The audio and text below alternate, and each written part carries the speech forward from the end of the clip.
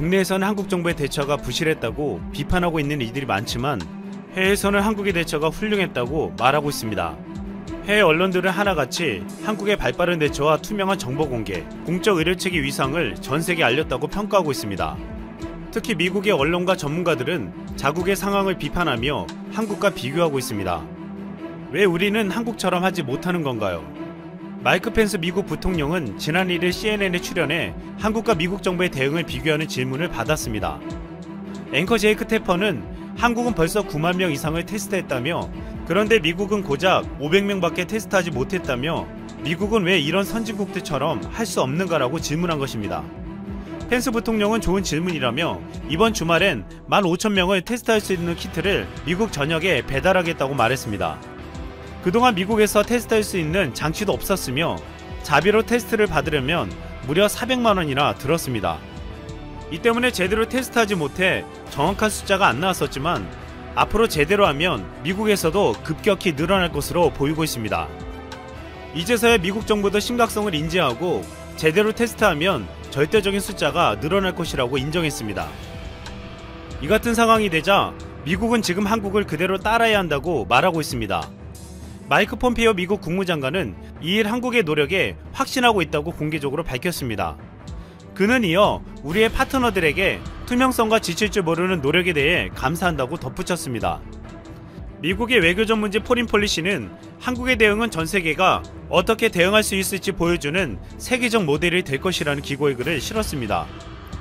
워싱턴 DC 변호사인 네이선 박은 지난 27일 한국은 투명한 정보 공개를 위해 첨단 기술을 활용했다며 신용카드 사용 내역, CCTV를 통한 동선 추적 등을 언급했습니다.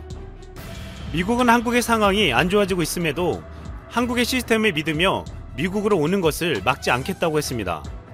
워싱턴의 한 외교 소식통은 미국은 한국이 신속하게 테스트를 진행하고 미국행 항공기 탑승객에 대해서도 선제적으로 체크를 하고 있는 모습을 평가하며 코리아 모델이라고 말하고 있다고 전했습니다. 미국 뉴욕 의사 맷 메카시는 난 우리의 모델링을 믿지 않는다. 한국 모델링을 활용하는 것이 가장 이상적인 방법이라고 조언하기도 했습니다. 미국뿐만 아니라 일본도 자국의 대처를 비판하며 노골적으로 한국을 보라고 말하고 있습니다.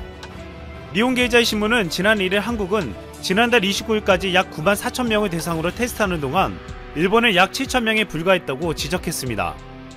한국이 일본보다 4배가 많게 나왔지만 이것은 테스트 체계가 다르기 때문이라고 했습니다.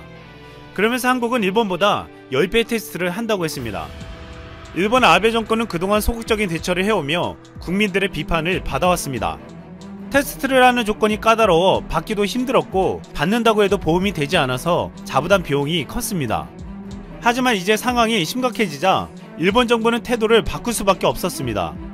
가토 가스노부 후생상은 10일부터 하루 4,600건의 테스트 능력을 갖추겠다고 하며 앞으로 보험이 적용될 수 있게 해준다고 했습니다. 한 일본 방송에서는 충격적인 일본의 상황을 보여주었습니다. 각 지역마다 테스트를 원했지만 받지 못하고 있는 인원의 비율이 엄청나게 많았습니다. 이 때문에 일본도 한국처럼 제대로 테스트를 한다면 숫자가 기하학적으로 늘어날 가능성이 높아지고 있습니다. 지난 2일 결국 아베도 테스트를 늘리면 숫자가 늘어날 것이라고 인정하기도 했습니다. 그동안 도쿄올림픽 때문에 소극적으로 대처했던 아베도 이제는 어쩔 수 없이 현실을 마주할 때가 찾아왔습니다. 일각에서는 지금의 상황이라면 도쿄올림픽을 정상적으로 치르기는 쉽지 않을 것이라고도 전망하고 있습니다. 전 세계가 한국을 높게 평가한 이유는 상황 초반의 표준을 만들어 수만 명에 달하는 대상자들을 빠르게 가려냈기 때문입니다. 해외 언론들은 한국 정부의 의료 시스템과 시민들의 자발적인 대처가 역사의 한 획을 그을 것이라고 평가하고 있습니다. 특히 영국 BBC는 한국의 대처는 최근 상황에 대한 새로운 연구를 이끌어갈 것이라고 했습니다. 가장 먼저 빠르게 대처하며 신속하고 투명한 시스템을 보여주었던 한국의 모습에 이젠 미국과 일본 등 세계 각국들이 뒤따라 나서고 있습니다. 한중일이 공을 들이고 있는 인도네시아가 국가적 위기에 처해 있습니다. 인도네시아는 17일 407건의 새로운 C19 최종 판정자를 보고했으며 지금까지 5,923명을 기록했습니다. 이 숫자는 동남아시아에서 가장 많은 최종 판정자로서 필리핀을 능가한 것입니다. 이전에 인도네시아 공무원이 낮은 테스트 속도로 전파 속도와 최종 판정자의 정확한 실태가 숨겨져 있다는 폭로가 있었습니다. 로이터 통신에 따르면 수도인 가장 인구가 많은 자바에 100만 건의 최종 판정자가 나올 것으로 예측했습니다. 말레이시아는 출입국 금지 조치와 도시 봉쇄 이후에 최종 판정자가 급격하게 줄어들면서 통제에 성공하고 있지만 인도네시아는 폭발적인 증가를 보이고 있음을 알 수가 있습니다. 자카르타 포스트의 보도에 따르면 인도네시아는 인구가 5천만 명 이상인 국가를 기준으로 했을 때 검사 속도가 확연하게 낮은 국가로 밝혀졌다. 에티오피아, 나이지리아, 방글라데시에 이은 세계 4번째로 최악의 느린 속도이다. 한국은 100만 명당 9천 명 정도라면 인도네시아는 36명 선에 그치고 있다 라고 지적될 정도입니다. 이러다 보니 인도네시아 정부의 데이터에 대한 불신이 깊어졌고 공무원들의 폭로가 이어지고 있습니다.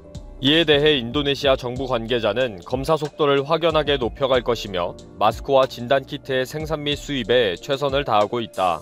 한국과의 협력으로 조만간 진단키트가 도착하면 검사 속도는 달라질 것이다 라고 발표하기도 했습니다. 인도네시아의 열악한 환경과 정확한 실태는 트위터를 통해 외부로 공개되기도 했는데 많은 의사들이 비옷이나 고글을 착용하고 있으며 24명의 의료진이 불행한 일을 당했습니다. 또 자카르타에서는 공식적인 발표보다 2배가 넘는 불행한 일이 벌어졌다고 했습니다. 인도네시아의 여러 상황도 좋지 않습니다. 인도네시아는 1만 7천 개의 섬으로 이루어져 있어서 외진 곳에서의 의료 환경은 너무 열악합니다. 인도네시아 남성 흡연율은 약 68%로 세계에서 최고이며 5대 사망 원인이 모두 담배와 관련이 깊습니다. 그리고 이번에 최초 발생지인 중국의 도시를 1년에 10만 명이 방문할 정도로 인도네시아인들은 즐겨 찾는 지역이었습니다. 초기에 발생했을 때 인도네시아는 도리어 관광객 유치 활동을 하기도 했습니다. 인도네시아의 보건 책임자는 실태를 숨긴 채 우리의 기도 때문에 신의 도움을 받고 있다 라는 거짓말을 했습니다. 조코 위도도 대통령은 경제 때문에 국가 폐쇄와 강력한 조치를 초기에 거부했으며 정확한 정보 공개도 국민들의 불안감 조성을 우려한다면서 거부했습니다. 로이터의 분석에 따르면 인도네시아에는 인구 10,000명당 12개의 병상과 4명의 의사를 확보하고 있습니다. 한국은 10,000명당 115개와 25명의 의사를 확보하고 있습니다. 이렇게 열악한 의료 환경에서 인도네시아는 초기 대응에서 다른 동남아시아 국가와 다르게 출입국 금지 등 국가적 강력한 통제 조치를 하지 않았습니다. 인도네시아의 어려움에 대해 해외의 많은 전문가들이 조언을 하고 있습니다. 그들은 한국에서 실시한 공격적인 대량 검사는 전파 속도를 늦추고 전파를 억제하는 통제에 성공적이다. 인도네시아 정부는 한국에 빠른 진단키트를 수입하거나 신속한 검사 능력을 갖춘 실험실 네트워크를 많이 갖추는 것에 먼저 치중할 필요가 있다. 인도네시아는 이러한 사태에 대한 위기 관리 능력이나 경험이 없음을 인정하고 한국과 같이 이전의 세계적인 악재 대처 경험과 노하우를 가진 국가와 의료진의 협력을 받아야 한다. 장기적으로는 한국과 같은 공중보건 시스템을 구축해야 할 것이다 라고 결론을 내렸습니다. 지금 인도네시아가 살 길은 한국과의 협력과 도움뿐인 상황이 된 것입니다. 그동안 인도네시아와의 협력 관계에 집중하고 있는 것은 일본과 중국도 마찬가지입니다. 동남아시아와의 경제적 협력 관계를 위해 한국, 중국, 일본이 각자 경제협력 기관을 설립하면서 주도권을 잡기 위해 경쟁을 하고 있습니다. 각국은 아세안 협력 기금을 각자 설치해 엄청난 자금을 기부하면서 경제적인 지원을 아끼지 않고 있습니다. 그러나 한국은 일본과 중국의 자금력에는 많이 부족한 상황이었습니다. 일본은 최대 7억 달러, 약 8,520억 원의 기금과 협력 차관 등을 제공하고 있으며 중국은 1대1로 협력 사업 등을 통해 돈을 쏟아붓고 있는 실정입니다. 이렇게 한중일은 인도네시아와의 깊은 협력 관계를 맺기 위해 많은 공을 들이고 있습니다. 아세안 협력 제재의 핵심 국가이기 때문입니다.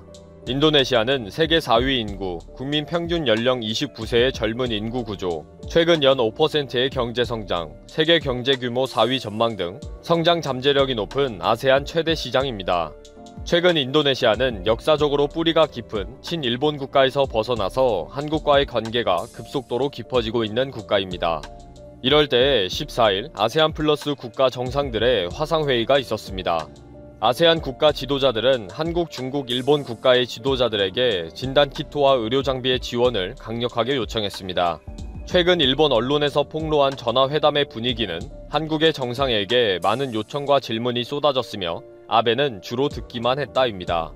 인도네시아는 G20 국가들이 의료기기 생산 기지 및 공급 국가로 지원해줄 것을 요청하고 있습니다.